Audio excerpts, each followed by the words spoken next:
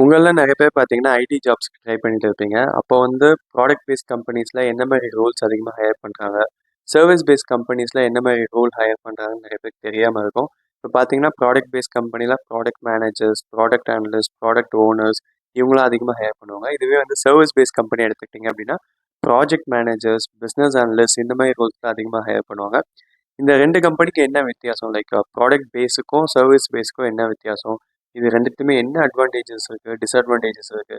நீங்க உங்க career start பண்றதா இருந்தாலும் சரி, இல்ல ஆல்ரெடி ஸ்டார்ட் பண்ணிட்டீங்க. இப்போ நான் எந்த இது சூஸ் பண்ணலாம்? இது எல்லாமே தான் இந்த வீடியோல உங்ககிட்ட கவர் பண்ண போறேன். என்னோட பேர் அஸ்வின். உங்களுக்கு கெரியர் அண்ட் செல்ஃப் டெவலப்மெண்ட் ரிலேட்டடான வீடியோஸ் பார்க்கணும் அப்படின்னா, என்னோட சேனலை சப்ஸ்கிரைப் பண்ணிக்கோங்க. ஸோ ஃபர்ஸ்ட் வந்து உங்களுக்கு ப்ராடக்ட் பேஸ்ட் கம்பெனிக்கும், சர்விஸ் பேஸ்ட் கம்பெனிக்கும் என்ன டிஃப்ரென்ஸ் சொல்லிடுறேன். இப்போ ப்ராடக்ட் பேஸ்ட் கம்பெனிக்கு நீங்கள் எக்ஸாம்பிள் வந்து கூகுள் எடுத்துக்கலாம், அமேசான் எடுத்துக்கலாம், மெட்டா எடுத்துக்கலாம். இப்போ அமேசான் எடுத்துக்கிட்டிங்கன்னா அமேசான் கிண்டல் இருக்குது, அமேசான் ப்ரைம் இருக்குது. இப்போ நம்ம அதில் மூவிஸ் பார்ப்போம், இது பண்ணுவோம். அண்ட் தென் அமேசான் பிளாட்ஃபார்ம் இருக்குது. நீங்கள் வந்து உங்களுக்கு தேவையான ப்ராடக்ட்டை வந்து நீங்கள் காமர்ஸ் அது மூலியமாக நீங்கள் பர்ச்சேஸ் பண்ணிக்கலாம் அந்த பிளாட்ஃபார்ம் மூலியமா. அதேமாதிரி கூகுள் எடுத்துக்கிட்டிங்கன்னா Google maps, Google drive, Google docs இது எல்லாமே கூகுள் ப்ராடக்ட்ஸ் நிறையா இருக்குது. அதேமாதிரி மெட்டா எடுத்துக்கிட்டிங்கன்னா வாட்ஸ்அப், இன்ஸ்டா, ஃபேஸ்புக் இது எல்லாமே அதுக்குள்ளே வந்துடும். ஸோ இவங்க என்ன பண்ணுவாங்க அப்படின்னா, இவங்க கிட்ட ஓனாக ப்ராடக்ட்ஸ் ஒன்று உருவாக்குவாங்க.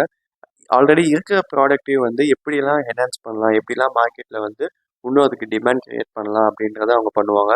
இவங்க ப்ராடக்ட்டுக்கு வந்து மார்க்கெட்டிங் தான் பண்ணுவாங்க. இவங்களே லைக் ப்ரொடியூஸ் பண்ணுவாங்க. இவங்களே மார்க்கெட்டிங் எல்லாமே பண்ணுவாங்க. ஸோ இதை வந்து ஒரு கிளைண்ட்டாவோ இல்லை ஒரு ஆடியன்ஸாவோ நம்ம வாங்கி யூஸ் பண்ணுவோம். உங்ககிட்டயே கூட இன்ஸ்டா அக்கௌண்ட் இருக்கும், ஃபேஸ்புக் அக்கௌண்ட் இருக்கும். கொஞ்சம் இந்த ஸ்மால் லெவல் மிட் சைஸ் கம்பெனிஸ்லாம் பார்த்தீங்கன்னா லைக் அவங்க வந்து இந்த மாதிரி ப்ராடக்ட்ஸ்லாம் எடுத்து யூஸ் பண்ணுவாங்க அவங்களோட பிஸ்னஸ்க்காக. இப்போ நம்ம ஊரில் பார்த்தீங்கன்னா ஃப்ரெஷ் ஒர்க்ஸ் இருக்குது, ஜோஹோ இருக்குது. இதெல்லாம் பார்த்தீங்கன்னா கொஞ்சம் பெரிய கம்பெனி. இவங்களும் வந்து ப்ராடக்ட் பேஸ்டாக இவங்களோட ப்ராடக்ட்ஸும் வந்து வேர்ல்டு வைடில் எல்லாமே யூஸ் பண்ணுவாங்க. ஸோ இவங்க வந்து சாஃப்ட்வேர் வந்து சர்வீஸ் கொடுப்பாங்க. இதுதான் வந்து சாஸ் கம்பெனிஸ்வாங்க. இது வந்து சாஃப்ட்வேர் ஆஸ் அ சர்வீஸை தான் ஷார்ட் ஃபார்மாக சாஸ்ன்னுவாங்க. ஸோ இது மூலியமாக இவங்களுக்கு ரெவன்யூ ஜென்ரேட் ஆகும். ஸோ ப்ராடக்ட் பேஸ்ட் கம்பெனிலாம் இதுதான் பண்ணுவாங்க. இதே வந்து சர்வீஸ் பேஸ்ட் கம்பெனி எடுத்துக்கிட்டிங்க அப்படின்னா, ஃபார் எக்ஸாம்பிள் வந்து TCS, Infosys, Deloitte, Wipro and then Tech Mahindra இவங்க எல்லாமே பார்த்தீங்கன்னா சர்வீஸ் பேஸ்ட் கம்பெனிஸ். இவங்க கிட்ட ஓனாக எந்த ப்ராடக்ட்டுமே இருக்காது மோஸ்ட்டாக. இவங்க வந்து கிளைண்ட் கிட்ட இருந்து வர ரெக்யர்மெண்ட்டுக்கு இவங்க கிட்ட இருக்க மேன் பவர் வச்சு அந்த சர்வீஸ் பண்ணி கொடுப்பாங்க. இப்போ கிளைண்ட் வந்து எனக்கு ஒரு பெரிய இஆர்பி அப்ளிகேஷன் பண்ணணும், என்டர்பிரைஸ் ரிசோர்ஸ் பிளானிங் ஒன்று பண்ணணும், இல்லை ஏதோ ஒரு சின்ன மொபைல் அப்ளிகேஷன் பண்ணணும், இல்லை வெப்சைட் பில்ட் பண்ணணும், ஏதோ ஒரு சர்வீஸை தேடி வருவாங்க. பிகாஸ் அவங்களால வந்து இதுக்காக போயிட்டு டெவலப்பர்ஸோ இதுக்காக போயிட்டு டிசைனர்ஸ் எல்லாம் ஹையர் பண்ணிட்டு இருக்க மாட்டாங்க. ஸோ இது வந்து நம்மக்கிட்ட கொடுப்பாங்க, நம்மளுக்கு இவ்வளோ எஸ்டிமேஷன் ஆகும், இவ்வளோ எஃபர்ட்ஸ் ஆகும், இவ்வளோ டைம் ஆகும்னு கொடுப்போம். ஸோ அதுக்கப்புறம் சில கம்பெனிஸ்க்கு வந்து ஆல்ரெடி மேன் பவர் இருக்குது எங்கிட்டே. இப்போ இன்ஃபோசிஸ்லேயே எங்கிட்ட ஆல்ரெடி வந்து டெவலப்பர்ஸ் இருக்காங்கன்னா அதை வச்சு ப்ராஜெக்டை ஸ்டார்ட் பண்ணிடுவாங்க. இல்லை அப்படின்னா மாசாக போயிட்டு கம்பெனிஸில் ஹையர் பண்ணிட்டு வருவாங்க. லைக் ஒரு 300-400 பீப்புள் அது வந்து காலேஜில் போயிட்டு ஹையர் பண்ணிட்டு வருவாங்க. அவங்களுக்கு ஒரு 3 to 6 months ட்ரைனிங் கொடுப்பாங்க. அவங்க ரோலுக்கு ஏற்ற மாதிரி, அவங்க பர்ஃபார்மன்ஸ்க்கு ஏற்ற மாதிரி ப்ராஜெக்டில் அசைன் பண்ணுவாங்க. ஸோ இந்த மாதிரி தான் சர்வீஸ் பேஸ்ட் கம்பெனிஸும் ஒர்க் ஆகுது. ஸோ இப்போது இதில் ரோல்ஸ் வைஸ் பார்த்தீங்க அப்படின்னா, சர்வீஸ் பேஸ்ட் கம்பெனியில் வந்து ப்ராடக்ட் மேனேஜர்ஸ் அதிகமாக இருப்பாங்க, பிஸ்னஸ் அனலிஸ்ட் அதிகமாக இருப்பாங்க, கன்சல்டன்ட் அதிகமாக இருப்பாங்க, சர்வீஸ் டெலிவரி மேனேஜர் தனியாக இருப்பாங்க. அண்ட் தென் இவங்களுக்குன்னு பார்த்தீங்கன்னா சப்போர்ட் டீம் தனியாக இருக்கும். இப்போது சர்வீஸ் பேஸ்ட் கம்பெனிஸ் பார்த்தீங்கன்னா help desk and support teams தனியாக இருப்பாங்க. ஆஃப்டர் தட் அக்கௌண்ட் மேனேஜர்ஸ்னு தனியாக இருப்பாங்க. இதுவே ப்ராடக்ட் பேஸ் கம்பெனிஸ் எடுத்துக்கிட்டிங்கன்னா நான் சொன்ன மாதிரி ப்ராடக்ட் மேனேஜர்ஸ் இருப்பாங்க, ப்ராடக்ட் ஓனர்ஸ் இருப்பாங்க, ப்ராடக்ட் அனலிஸ்ட் இருப்பாங்க, அண்ட் தென் QA டெஸ்டர்ஸ் இருப்பாங்க, டெவாப்ஸ் இருப்பாங்க, data analyst, data scientist. And then இவங்ககிட்ட ப்ராடக்ட் மார்க்கெட்டிங் பண்ணுறதுக்கு ஒரு டீம் இருக்கும், இவங்களோட ஓன் ப்ராடக்ட்டை. ஸோ இந்த மாதிரி அதிகமான ரோல்ஸ்லாம் வந்து ப்ராடக்ட் பேஸ் கம்பெனிஸ்குள்ளே எடுப்பாங்க. சரி, ஓகே. இப்போ இந்த 2 ரோல்லையுமே என்ன அட்வான்டேஜ், என்ன டிஸ்அட்வான்டேஜ் எடுத்துக்கிட்டிங்க அப்படின்னா, இப்போ ஃபஸ்ட்டு சேலரி வைஸ் பார்த்தீங்கன்னா, ப்ராடக்ட் பேஸ்ட் கம்பெனிஸில் சேலரிஸ் அதிகமாக கொடுப்பாங்க. ஏன்னா அவங்ககிட்ட ஓன் ப்ராடக்ட் இருக்குது. இவங்க எடுக்கும்போதே பார்த்தீங்கன்னா ஹை டெக்னிக்கல் பர்சன் தான் உங்கள் டீமுக்குள்ளே வேணும், உங்கள் கம்பெனிக்குள்ளே வேணும்னு நினைப்பாங்க. பிகாஸ் நீங்கள் ப்ராடக்ட் பேஸில் இன்டர்வியூஸ் போகிறீங்க அப்படின்னா, ஒரு 5 ரவுண்டு வைக்கிறாங்கன்னா ஃபஸ்ட்டு 4 ரவுண்டு வந்து டெக்னிக்கலாக தான் இருக்கும். ஏன் ஹெச்ஆர் ரவுண்டே பார்த்தீங்கன்னா கொஞ்சம் டெக்னிக்கலாக தான் இருக்கும். ஒரே ஒரு ரவுண்ட் தான் வந்து உங்களோட கம்யூனிகேஷன் செக் பண்ணுறதுக்காக நார்மல் ரவுண்டு வைப்பாங்க. இதே வந்து சர்வீஸ் பேஸ்ட் கம்பெனிஸ் எடுத்துக்கிட்டிங்க அப்படின்னா, உங்களுக்கு டெக்னிக்கலாக அந்த அளவுக்கு ஸ்ட்ராங்காக இருக்கீங்கன்னு பார்க்க மாட்டாங்க. ஒரு சாஃப்ட் ஸ்கில் எப்படி இருக்குது, டெக்னிக்கல் இம்பார்ட்டன்ட் தான் சர்வீஸ் பேஸில். But compare to product based companies, service based company வந்து அந்த அளவுக்கு இம்பார்ட்டன்ஸ் கொடுக்க மாட்டாங்க. உங்களுக்கு வந்து சாஃப்ட் ஸ்கில் எப்படி இருக்குது, கிளைண்ட்டுக்கிட்ட எப்படி கம்யூனிகேட் பண்ணுவீங்க, இதெல்லாம் தான் எதிர்பார்ப்பாங்க.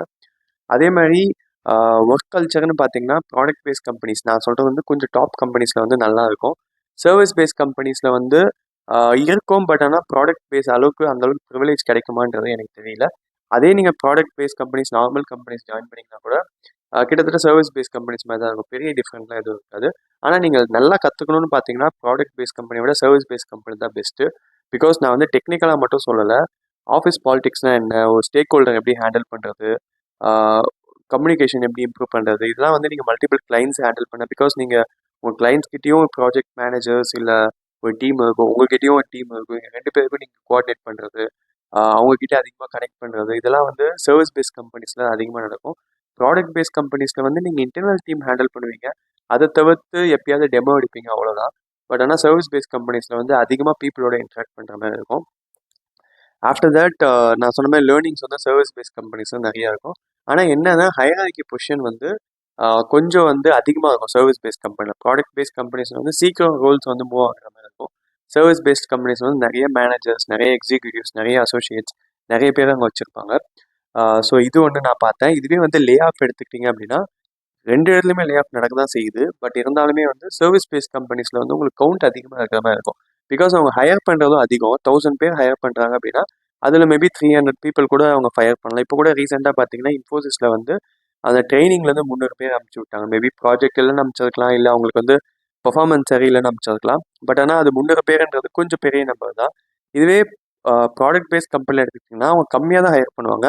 பட் அவங்க ஃபயர் பண்ணும்போது கவுண்ட்டும் கம்மியாக தான் இருக்கும். பிகாஸ் அவங்க ஹையர் பண்ணுறது கம்மின்றதுனால ஃபயர் பண்ணும்போது அந்தளவுக்கு கவுண்ட் பெருசாக தெரியாது. பட் என்ன கேட்டால் ப்ராடக்ட் பேஸ்ட் கம்பெனியில் ஃபயர் அதிகமாக நடக்குது தான்.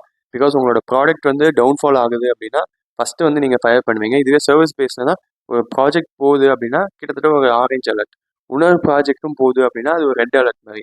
அதுக்கு மேலே உங்களை பெஞ்சில் வைப்பாங்க. பெஞ்சில் இருக்கும்போது உங்களுக்கு தெரிஞ்சிடும் வெளியே போகணுமா போகக்கூடாதுன்னு. இதுவே ப்ராடக்ட் பேஸ்ட் கம்பெனி எடுத்துக்கிட்டிங்க அப்படின்னா உங்கள் ப்ராடக்ட் வந்து ரொம்ப டவுனில் போகுது அப்படின்னா இம்மிடியேட்டாகவே ஃபயர் பண்ணுவாங்க. என்ன இதெல்லாம் பார்க்க மாட்டாங்க. பட் ஆனால் ப்ராடக்ட் பேஸ்ட் கம்பெனியில் ஒர்க் பண்ணிட்டு இருக்கீங்க அப்படின்னா உங்களுக்கு சர்வீஸ் பேஸில் ஈஸியாக ஜாப் கிடைச்சிடும் இமீடியட்டாக. பட் சர்வீஸ் பேஸில் இருக்கவங்களுக்கு வந்து ப்ராடக்ட் பேஸில் ஜாப் கிடைக்கிறது கஷ்டம். ஸோ என்னோட கன்க்ளூஷன் என்ன அப்படின்னா, நீங்கள் இனிஷியலாக இப்போ தான் கெரியர் ஸ்டார்ட் பண்ணுறீங்க அப்படின்னா எந்த பேஸில் இருக்கீங்களா பார்க்காதீங்க. ப்ராடக்ட் பேஸ் கிடைச்சா சந்தோஷம் தான்.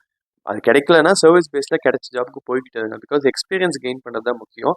ஸோ ஒன்ஸ் ஒரு 3 to 5 years ஆயிடுச்சு உங்களுக்கு எக்ஸ்பீரியன்ஸ் இருக்குது அப்படின்னா அதுக்கப்புறம் நீங்கள் டிமாண்ட் பண்ணிக்கலாம். ஸோ அதனால் வந்து இனிஷியலாக வந்து சர்வீஸ் பேஸ்ட் கம்பெனி சூஸ் பண்ணுங்கள். இன்னும் கொஞ்சம் நிறைய கற்றுக்கலாம்.